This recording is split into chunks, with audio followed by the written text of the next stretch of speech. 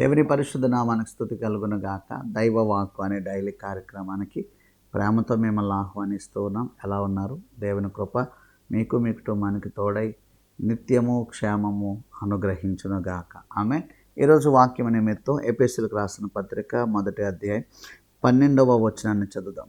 మరియు క్రీస్తునందు ముందుగా నిరీక్షించిన మనము తన మహిమకు కీర్తి కలుగజేయవలెనని దేవుడు తన చిత్త ప్రకారమైన సంకల్పమును బట్టి మనలను ముందుగా నిర్ణయించి ఆయన యందు స్వాస్థ్యముగా ఏర్పరచెను. ఆయన తన చిత్తానుసారముగా చేసిన నిర్ణయము చొప్పున సమస్త కార్యములను జరిగించుచున్నాడు. దేవునికి స్తోత్రం కలుగునుగాక. ఒక అద్భుతమైన మర్మాన్ని ఇక్కడ పౌలు గారు బయలుపరుస్తున్నాడు. ఏంటని మనం ఆలోచన చేస్తే చూడండి, మరియు క్రీస్తునందు ముందుగా నిరీక్షించిన మనకు తన మహిమను కీర్తి కలుగజేయవలెనని దేవుడు తన చిత్త ప్రకారమైన సంకల్పమును బట్టి మనలను ముందుగా నిర్ణయించి, అంటే ఇక్కడ చూడండి, ఆయన యందు స్వాస్థ్యముగా ఏర్పరచుకున్నాడు. ఇక్కడ మనం గ్రహించవలసిన విషయం ఏంటంటే, దేవుని రాజ్యములో స్వాస్థ్యముగా ఆయన బిడ్డలముగా మనం ఉండడానికి దేవుడు ముందే నిర్ణయించాడంట. ఆమె ఆయన ప్రణాళిక చొప్పున చూడండి, ఆయన తన చిత్తానుసారముగా చేసిన నిర్ణయము చొప్పున సమస్త కార్యములను జరిగించుచున్నాడు. దేవుడు సమస్తాన్ని జరిగిస్తున్నాడు. ఎలా జరిగిస్తున్నాడు? ఏదైతే ముందుగా ప్రణాళిక వేశారో, ఏదైతే ముందుగా సిద్ధం చేశాడో, ఏదైతే ముందుగా నిర్ణయించాడో, ఏదైతే ముందుగా నిరీక్షణ కలిగి ఉన్నామో ఆయన యొక్క మహిమకు కీర్తి కలుగ చేయవలెనని దేవుడు తన చిత్త ప్రకారమైన సంకల్పం చొప్పున మనలను నిర్ణయించాడు. హల్లెలూయా. అంటే ముందే దేవుడు మనల్ని నిర్ణయించాడంట తన పౌరులముగా, తన స్వాస్థ్యము కొరకు. అంటే మనం ఎవరు అంటే దేవుని చేత ఏర్పాటు చేయబడిన స్వాస్థ్యం. ముందుగానే స్తోత్రం కలుగునుగాక. ముందుగానే దేవుని ప్రణాళికలో మనం ఉన్నామంట. ముందుగానే దేవుని యొక్క నిర్ణయంలో మనం ఉన్నామంట. ముందుగానే దేవుడు ఫలానా వారు నా స్వాస్థ్యం అని ఏర్పాటు చేసుకున్నాడంట. ఎంత క్రేజీగా ఉందండి.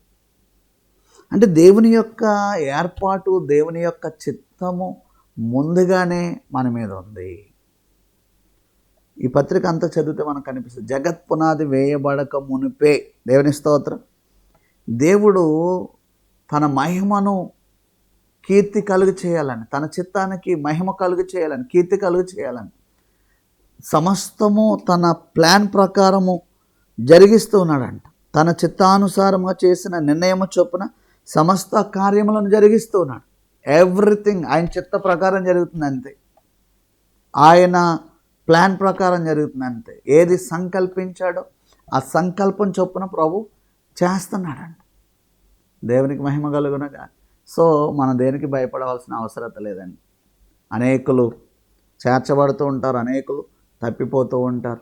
ఏది జరిగినా మనమేమీ భయపడవలసిన పని లేదు.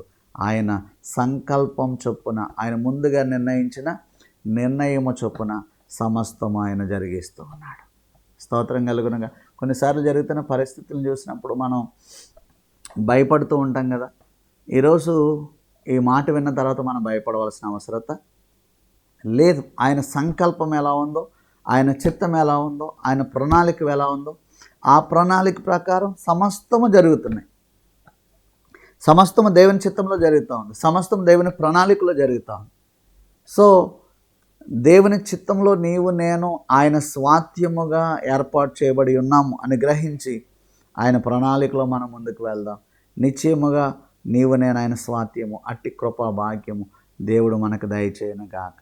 ఆమె పరిశుద్ధమైన మా తండ్రి, ఆయన విన్న వాక్యాన్ని గ్రహించు జ్ఞానం అయ్యా ప్రతి ఒక్కరికి దయచేయండి. వాక్యాలు వినేవారు నిశ్చయముగా దీవించబడదురుగాక, నిశ్చయముగా ఆశీర్వదించబడదురుగా, నిశ్చయముగా స్వస్థపరచబడదురు, నీ కృప మహదైశ్వర్యంతో నింపబడదురుగాక.